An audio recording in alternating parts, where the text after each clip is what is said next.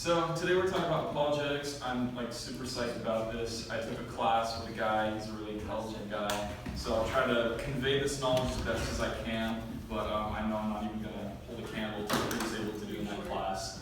So we've got 3 weeks to sort of cover this topic, and today we're going to do basics like we're going to start with a little bit about what is apologetics, why we need apologetics, that kind of thing.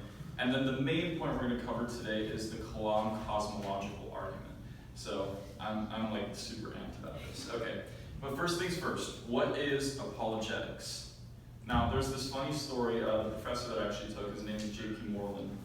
He went to this church this one time and gave this whole thing on apologetics, and this lady came up afterwards.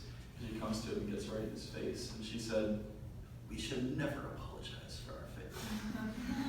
And I think she was completely missing the point of what apologetics is actually all about. So apologetics is essentially just presenting a reasoned defense for your faith, which is kind of ironic. So I guess for your worldview, not your faith. And what I would add to that is just to do it like a gentle person. So some of that has to do with the audiences that are involved when we do apologetics. But we'll talk about those audiences in a moment. So first I want to start with some reasons why we need apologetics. And I'll see if we can get just some answers around the room here before I fill it in with things that I have here. But I would like to start with a Bible verse. And the Bible verse is 1 Peter 3:15. Because the challenge we run into a lot of times is that people don't believe that we actually need or want apologetics in our faith. But the thing is, we actually really do need it to believe the things that we believe in. And this is a particularly good passage that sort of defends that. So this one says, "Always be ready to give a defense to anyone who asks you for a reason for the hope that is in you." So there are a lot of different passages that you can pull out that seem to sort of say the exact same thing, that we need to have this reasoned defense. And we know a lot of times Paul uses reasoning when he's talking about the faith according to who his audience is. And so these things, they are highly necessary. And I believe that it's also highly necessary for self-assuredness. But let's see if we can get some answers up here.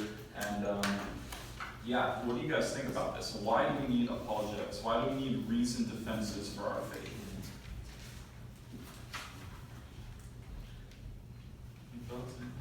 I'll throw one out if we don't have one. Okay.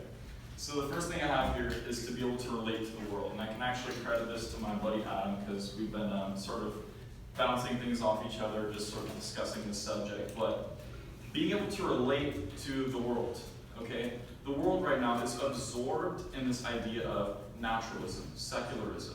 And the ability to relate to the way that they reason, the way that their worldview works, is highly, highly essential. Okay, so relatability to the world, I'll put that down.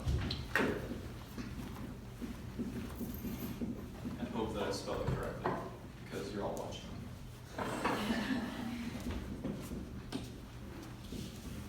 Yeah, that's right. Sorry about the awful handwriting, but yeah, okay.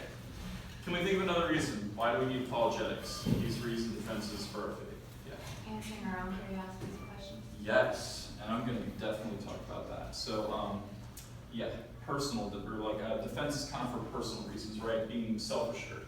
Is that sort of what you mean? Okay.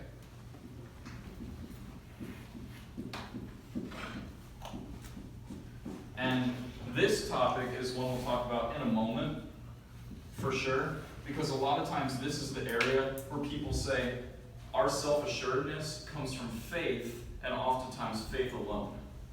And I think that faith is a very wonderful thing, and we have to have faith. We have to have faith in a lot of things, not just Christianity or Christ or religion or whatever we want to label it. But we need faith that the sun will rise tomorrow. But we have reasons for believing that the sun will rise tomorrow. A variety of reasons, scientific reasons, reasons based upon personal experience, etc.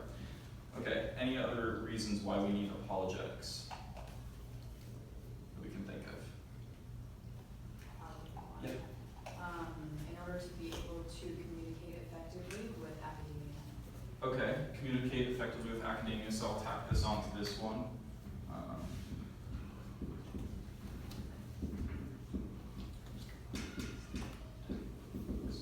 So the world, including academics, definitely. Okay, any other thoughts? How about evangelism, right? People who have honest questions, and you need honest answers to those honest questions, okay? definitely use it to evangelize. All right, let's see if I have anything else. Okay, handle on tough questions, I think is another good one. Okay, so a lot of times, and we can talk about these a different day, someone will approach you with the whole, have you guys heard the whole unstoppable force, immovable object thing? Like, if God can do anything, can he create a rock that can't be moved and a force that cannot be stopped? And what happens when they collide? And, you know, that kind of thing. You're just like, oh gosh, you know. But you have to have answers to these questions, right? Or like the problem of evil, the problem of hell. They're tough, tough questions. What happens, for example, when a person who's never heard of Christ in some foreign country, what happens to that person? You know, those kinds of things. And all these things can be answered to some degree by apologetics. We're not going to cover those today, but they can be. So tough questions.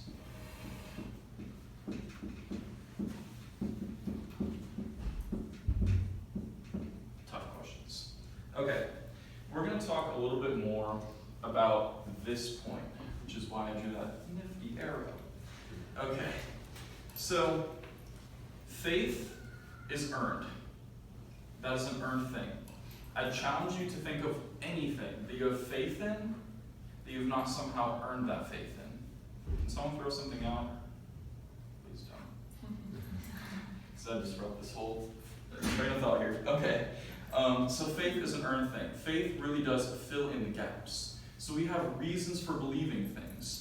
And then after we have those reasons for believing things, we can just start believing them because we already have those reasons. So it's kind of like the whole thing where the sun is going to rise tomorrow. We believe the sun is going to rise tomorrow because science, we know kind of how the earth rotates, and so it's not really about the sun at all. We know things about how it's risen every other day that we've lived on this planet. So the chances are it's going to rise tomorrow, right? And we can just have faith in that even though we have reasons to back it up in the past. It's established credibility with us is what it's done.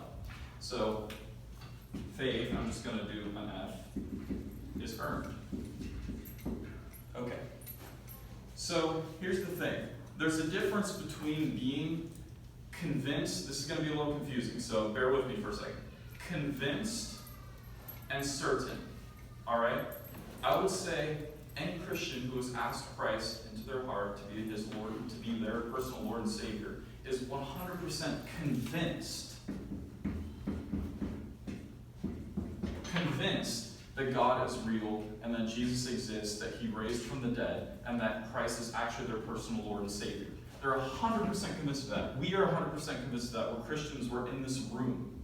Okay? But that doesn't mean that we have 100% provable certainty.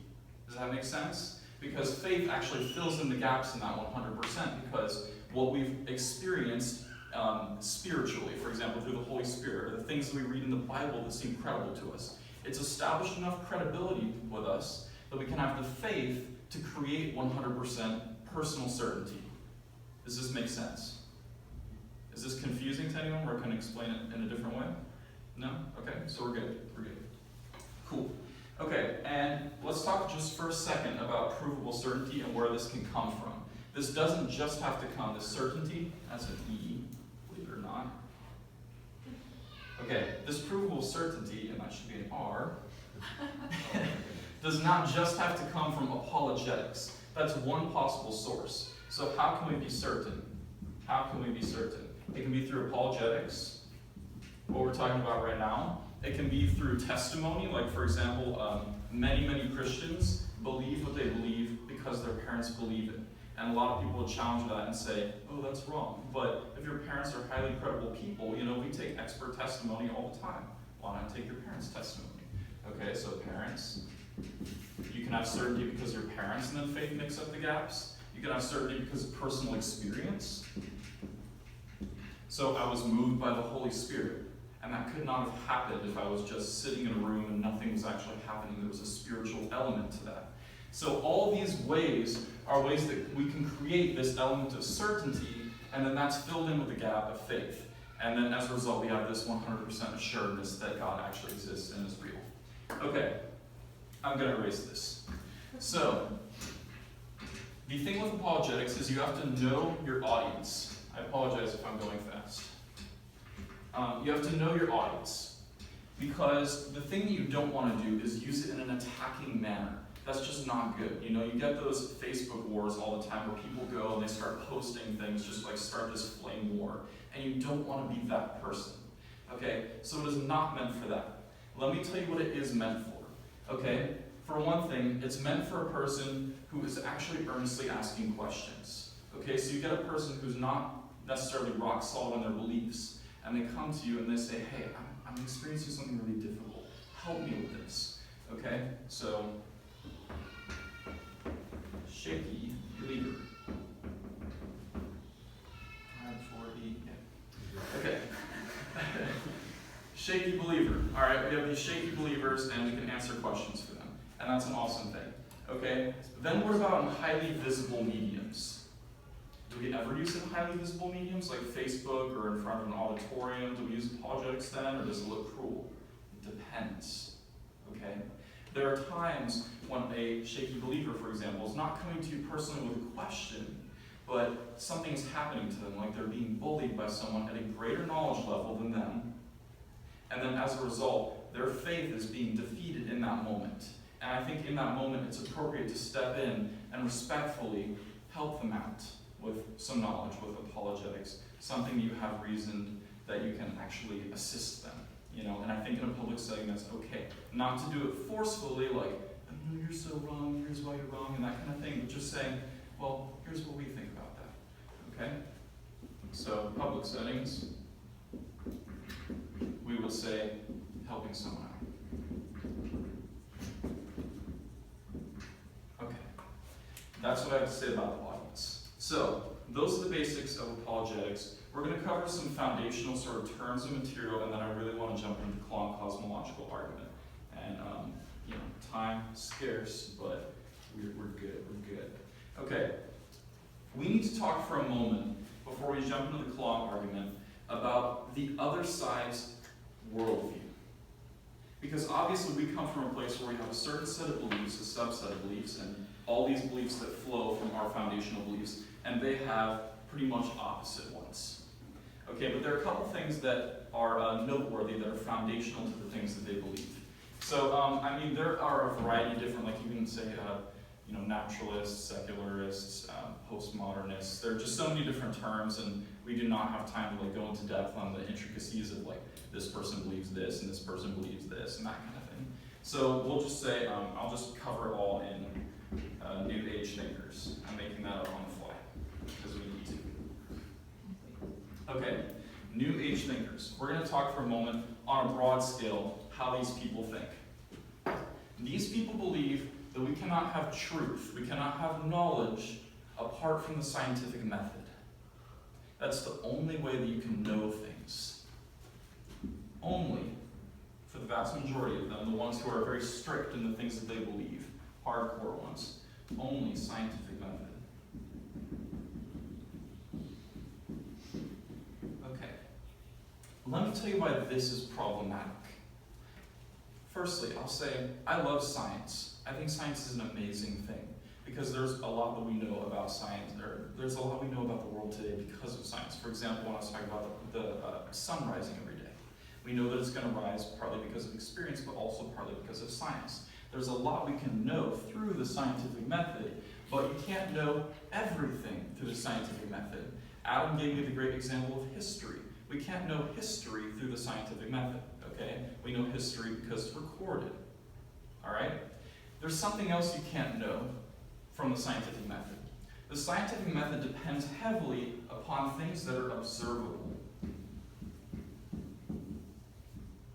Guess, for a moment, things that are not observable. We cannot observe truth.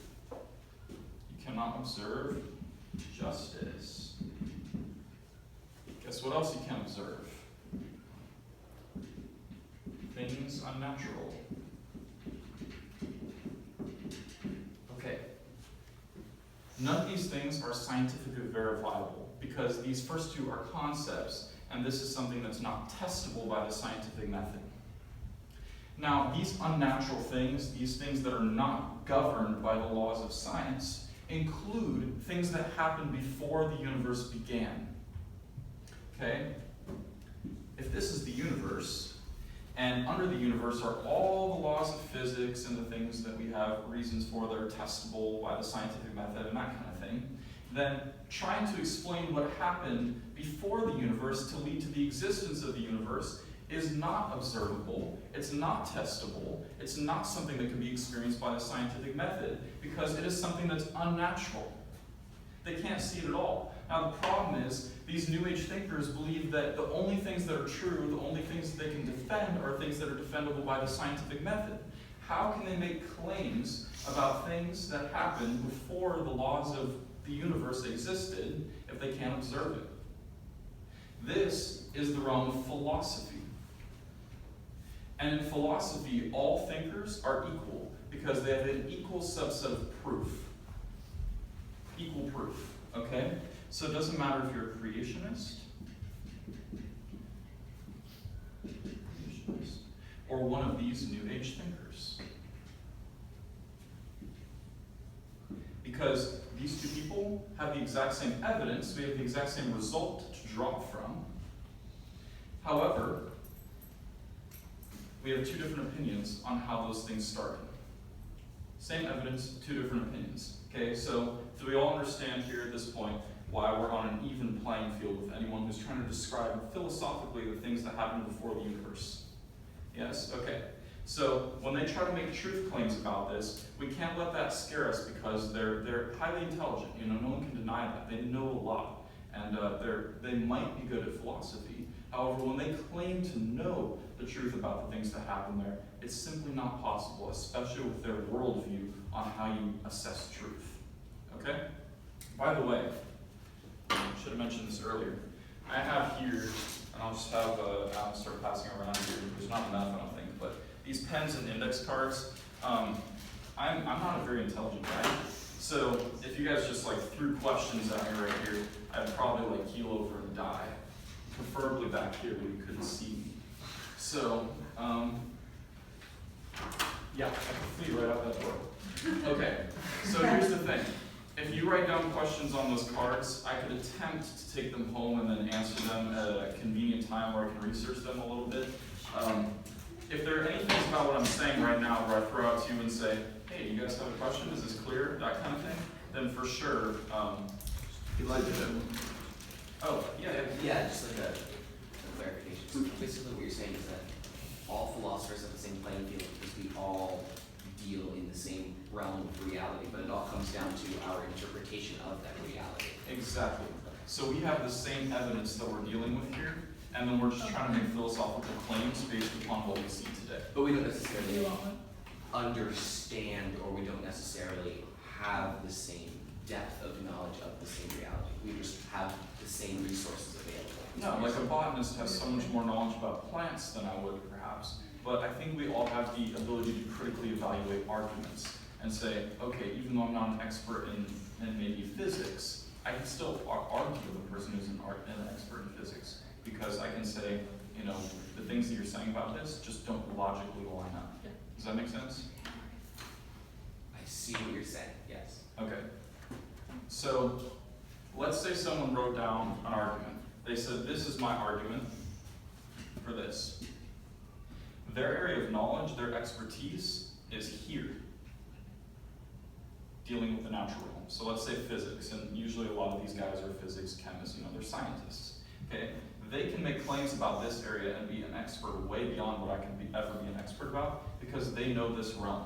The problem is they try to make claims based upon their knowledge about this realm, and that's not something that they can make any true claims about because that doesn't even line up with their worldview. Their worldview says the only things we can claim are true are things that are observable by the scientific method. Well, then why are they making things up over here? They're trying to play philosopher. And that's frankly not their job. Their job is to be a physicist here, in the observable, the things that do exist, not try to explain things that happened beforehand. So we still have the ability to say, hey, you're saying this over here based upon what you know over here, but here are 3 reasons why that doesn't make sense. All right, and we're going to kind of cover that in a moment with the Kalam argument. So we have reason defense. Yeah? Is that okay? Sure. Okay. Any other questions before I continue? Great. All right, I'm going to kill this. Like, yes. Okay,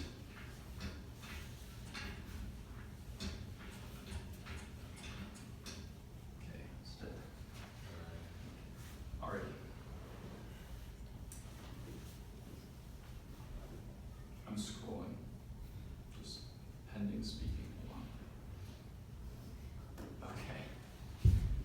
the name of this argument, we're going to jump into the meat of it for time's sake.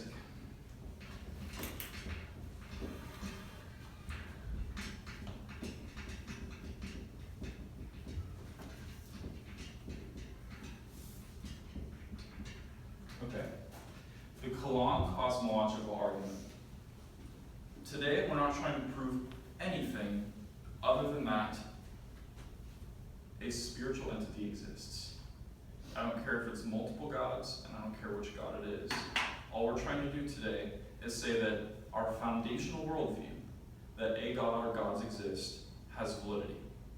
And we can go into more depth on whether or not it's our god or a single god, monotheism, whatever, on a different day. But you have to start with the basics, okay? You work your way from the top of the funnel down to the bottom of the funnel. We're going to start at the top. So, big rocks. This is what we're addressing. This has three basic premises. Okay? So we have that the universe began. Here. Step.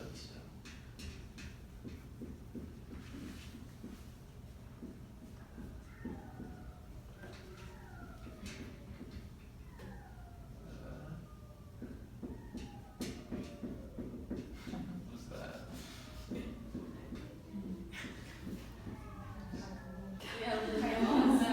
Someone locked that door.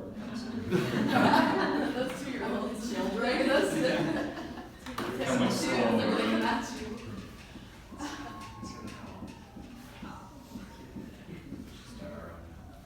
Okay. This is highly important. This is the structure of the Kalam Cosmological argument. We're going to unpack each of these. So we're talking about arguments, for example, that we can prove against a person who's highly knowledgeable in their field. This is one of those arguments because it's just simply so straightforward. Okay? The universe began. All we have to do is prove that the universe began, firstly. Then, the universe's beginning was caused. Okay? So saying that it wasn't just something that was spontaneous, but there was a reason that it happened. Okay? And then, the causation was personal. Now, this word personal is going to be the key here because this is where we establish that it wasn't something, that caused all these things, but something like a godlike entity. Alright? Here's the deal. If we can prove these pretty definitively, it doesn't matter who you are or how much knowledge you have, you're going to have a lot of trouble taking down an argument that solid. So simple, so straightforward, that that's its power. Okay? So let's start with the first one. The universe had a beginning. And so what I'm going to do for each of these is just try to say, okay, here are a bunch of reasons why the universe began, or here's a bunch of reasons why the beginning was caused. So there are multiple things we can throw out here to keep these things highly defensible. So, big box. Alright, I don't know if it all fit there, but we'll hope for this. Yeah, see now it looks like there's a hierarchy to these things because they're different heights, but I'm not an artist. So just assume they're all even and highly important. Okay. So the universe, as we know it, we're going to talk about the universe beginning first. The universe began. The universe is the sum of everything we can see, observe, that we know is there. Even the things that the Hubble telescope can't see, we can say, oh yeah, there's probably a star past that star. So it's just all of matter, all of energy, the sum of everything is. The laws of physics, the laws of thermodynamics, all those things. That's what we mean by universe. Okay. We're trying to prove that it had a beginning. Okay? That time had a beginning, the universe, all this matter had a beginning. So let's assume for a second that the universe is infinitely old. And we don't know if it'll exist infinitely, but we'll just say, oh, it's infinitely old because they're saying it had no beginning. Okay, so it's just going to go back and back and back forever. There are problems with this, a few different problems. First problem.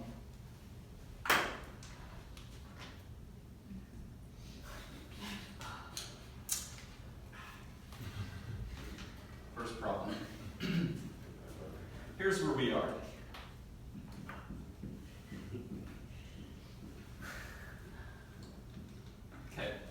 here's where we are on the sequence of events in terms of time that I'm running out of. It'd be impossible for me to run out of time with the argument that the universe did not begin. Okay, here's the thing. This is going infinitely backwards. Okay, so this is going to go backwards and backwards and backwards forever because there's no beginning to the universe. That's what these people are arguing. No beginning to the universe. Here's the problem. This is divided up into an infinite number of moments that we have to pass through to arrive at this moment. Please, someone explain to me how we can arrive at this moment if there were infinity moments before this. I don't see how that can happen because infinity is infinity, which means we'd actually never arrive at this moment. Well, ladies and gentlemen, you're all in front of me today, so I can tell you, we're actually in this moment right now, which means there were not infinity moments before this moment.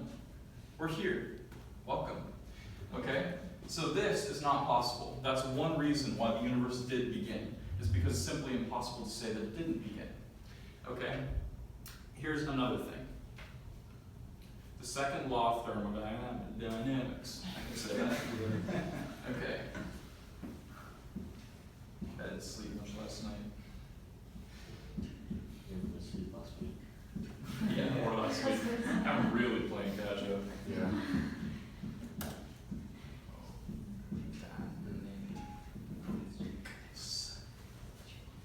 Okay, yeah, that was right. Okay, second law of thermodynamics. Let's talk about this. I'm not an expert in physics, okay? But we do know the second law of thermodynamics means that energy is constantly expiring. It's decreasing the way it is right now. Okay, so yeah, it's pretty self-explanatory.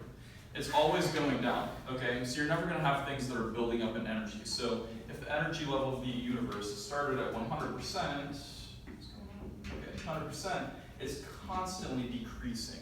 Okay, it's never going to go up to like 102 or something, but that's just the way the law of thermodynamics works. Okay, so it's testable, everything observable, that's why it's a law. They've determined that this is actually a thing.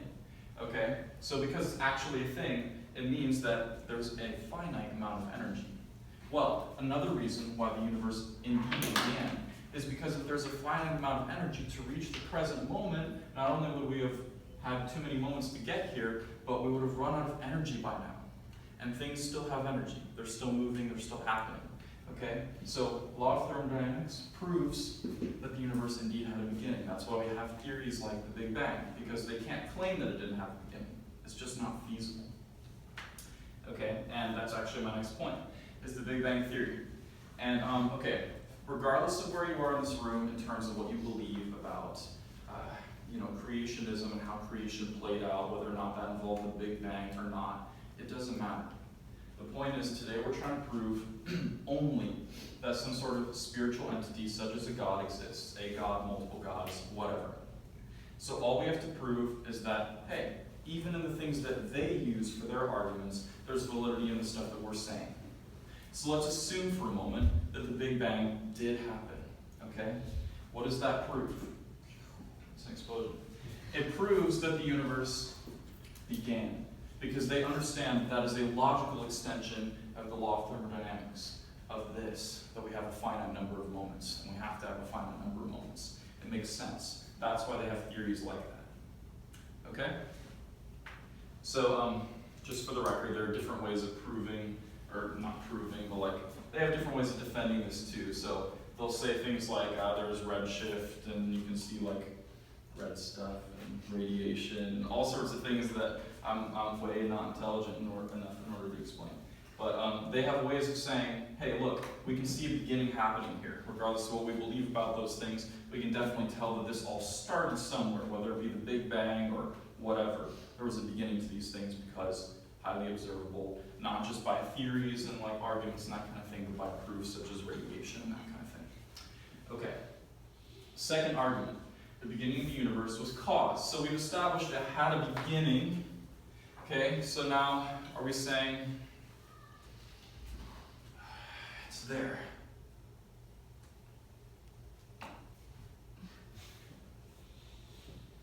Okay, things didn't just pop into existence. And that's what we're trying to prove here. They didn't just pop into existence, that there was actually a cause-effect chain that had to happen in order for something to just pop into existence. Okay, so let's talk about this. First thing, the metaphysical explanation for this. Let me read for a second. Okay, so nothing.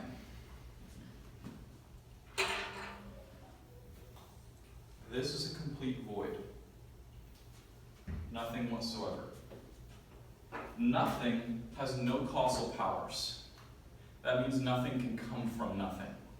That's about it. Alright, nothing can come from nothing, but you can't get something that comes from nothing.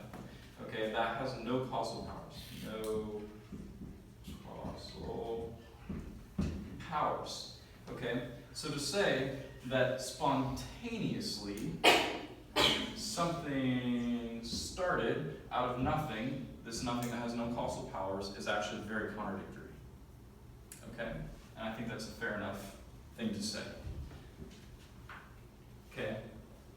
For example, where did all the stuff come from? If there's nothing there, why is there now something here? Material, okay? Matter, dark matter, regular matter, whatever. Okay? What caused this nothing to turn into something? Okay, so there also has to be a reason why all this material just sprung up out of not thin air, but nothing. Okay? So there are multiple reasons why that just doesn't work, frankly. Okay? Then there's also our testable reasons. So back to that whole concept that, remember, we're playing this from the scientist's perspective right now. So they believe in the observable, right? Things that are testable by the scientific method. We can also say, so wait a second, not only does this not have any causal powers, but based upon the things that we test in our own lives, there's always a cause and effect chain going on. Okay? And guess what? Every single one of those causes are also effects of something else. And this chain goes on forever, and it went from the beginning of what we see today. Okay? If what we observe is a constant cause and effect chain, isn't it also contradictory to the scientific method to say that something just happened from nothing with no cause? We're now denying causation? That's kind of crazy, isn't it? Okay, and people will try to say that it doesn't actually apply to the universe itself, just the things in it. But I mean, you can't just just pick and choose your arguments and stand up and say, oh yeah, it doesn't apply, ignore that. It just doesn't. What is that? Okay? Now, people will try to say that to us. And they'll try to take this back and say, okay, well, you want to establish a cause and effect chain. That's a great argument, Mr. Creationist. Thank you. Okay, but then they'll say, well then, what caused God? Oh no, they defeated us. What do we do now? Okay, here's the problem. God is not of the type of things that need to be caused. It's the category fallacy. Okay, let me explain this. And then I'll ask if everyone's on the same track here, because I've been talking for a while. Okay, God is not an entity that needs to be caused. The only people who need to play by the laws of physics, by the scientific method, are the people who defend it as their source of truth. Guess what? We can believe a lot of true things can come out of those methods, but that is not our central source of truth. Our central source of truth is something that is above all those laws. So for someone to come to you and ask the question, where did God from? What caused God? It doesn't make sense. Category fallacy. He's not of the type of things that need to be created because he is the creator of all those things. He set those things into motion. Okay, are we on the same page? Yeah? Cool. Any questions? All right. I love this. Okay. Yeah, there was this really cool example that was given. It's really not that important, but if you keep passing something to another person, if I gave Adam my cell phone, I'd have a lot of trust. Eventually you'd have to get back to the source and say, okay, who gave the first guy the cell phone? All right? It has to go back to somewhere. And that place is Apple Computers. All right. So, final thing. And I'm actually going to have extra time. How did that work out? Okay, the causation is personal. So we've already established that the universe began. Does anyone have good arguments against this that you guys can think of, like, that we want to throw out? Is it really common in the scientific community for them to say that the universe didn't have a beginning? Is that floated out there? Not anymore, but it's an essential part of the argument. So I think it's still included for that purpose. I mean, people will still kind of say the whole like, oh yeah, you know, just general people who aren't studied in the subjects will say, oh yeah, the universe just always existed. You know, just kind of matter-of-factly saying it without any, you know, thought. Like, I'm pretty sure I believed that when I was a kid. You know, oh yeah, the universe just always was there. You know, but then they start coming up with theories like the Big Bang Theory because they realize that just simply doesn't make sense. But it's still a core element to this argument because in order to say that the beginning was caused, you have to say, oh yeah, there was a beginning. Yeah? Okay, anything else? Okay. So, we're now on causation as personal. So we established the universe began. We established that the beginning was caused because breaking the cause and effect change just doesn't make sense by the scientific method. Okay, then we just have to say that the causation was personal. So let's talk about more in depth what this cause actually was. So, if we trace this chain backwards, we're going to find that the cause and effect chain can really never be broken by impersonal causations. Why? Because impersonal causations always had to cause themselves, and they don't have any willpower to say, oh, suddenly, randomly, I'm going to do this, create a whole universe. It just does not work that way. Okay? It doesn't follow in terms of logic. So what we have to have is something different that happened back here before the universe. And by the way, side note, they're coming up with theories now. This is their latest theory. Yeah, I'm gonna cliffhanger. Taking up time. Okay. Their latest theory is that there are multiple universes. This is funny. This is really funny. Okay, watch this. Multiple universes now, because this is kind of another sidetrack too. The probability of what we have today is so highly unlikely, they've realized they need multiple universes just to explain it all. Okay, imagine that. Alright, so there are all these different universes. We'll say ours is the one that's smiling. Happy. Okay. Yeah, we're happy we exist, because in all these other places they may or may not. Who knows? Okay. All these different universes, which, by the way, you can go back to the things they believe are true, and remember, they can't prove that those exist, so the reason they think they're true, I don't know. That's a really good question, because they can't test that at all. So, again, they're trying to play philosopher, which they shouldn't do. This is their latest theory, that there are multiple universes. That creates the probability we need to get the smiling universe. Okay, here's the thing about that though. They say that this was the cause of everything, and so, oh, now we don't need to solve the cause problem. But wait, where did all those come from? Alright, I mean, come on guys. There's this other one where they say that there's this big bang, and then there's this big retraction. It's like, you know, all the time. Pretty gross. So we'll say it's just like that, you know? That doesn't really look right. How about that? That's more like it. Okay. Okay, just doing that. All the time, this constant cycle. Okay, question. All the things that are going like that, I won't do it again, you're welcome. Where did that stuff come from? And who made it do that to begin with? I mean, every time they try to come up with an explanation, they're just going to fall back on the idea that, wait a second, we believe in natural things, and these natural things can never explain an unnatural beginning, because these things are all unnatural. You just can't arrive at any of these conclusions and say, that was the beginning, because something had to cause that. And the only something that can cause things to appear out of nothing is something that is not bound by the laws that we observe today. It's not something that's bound by matter or the laws that we experience today. It's something, okay, this is where we get to the personal creator part, so it's not bound by any of these laws, not bound by laws. This creator has to be this personal thing, not bound by laws.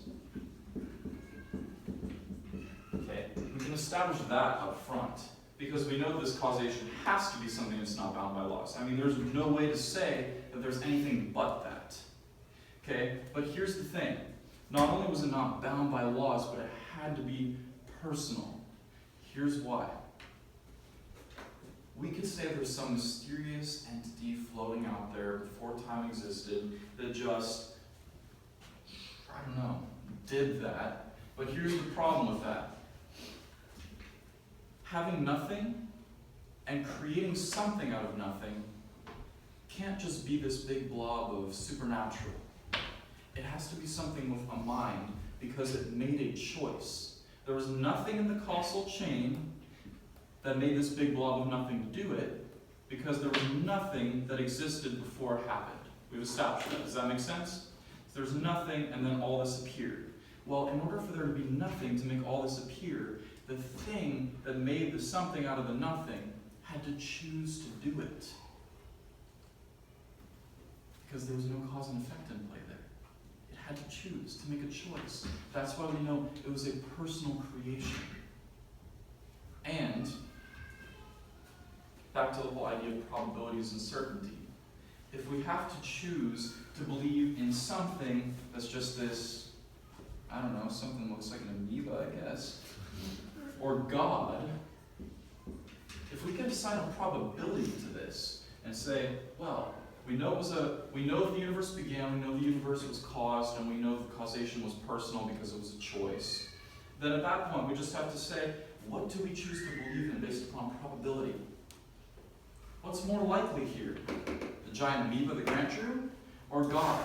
Because we have so many other reasons that we haven't even covered yet, that we can cover in the future, that you've personally experienced for believing in this God, not the giant amoeba or the flying spaghetti monster or whatever everyone else chooses to believe in, except for a God. Because that is the most likely thing that's outside of matter, not bound by laws, that can make a choice to create.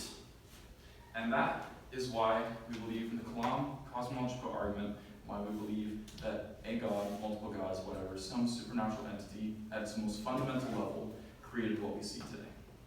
That's it. Yeah, we'll stop there. Yeah.